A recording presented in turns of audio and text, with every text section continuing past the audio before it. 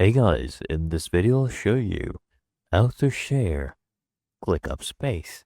So here we go, we have this team space right here. And if I want to share with someone, I just come here next to the name, click on these three dots next to this plus icon. And then you see down here it says sharing and permissions. Go ahead and click on this. And all you need to do right now, for example, 2 people have access, right?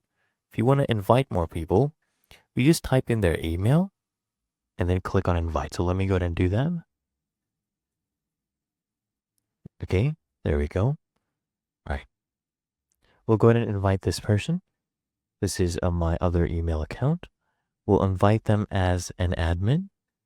Okay, full edit permissions. Then just go ahead and click on send invite. What you can also do is just copy the link like this, right? And send it to them.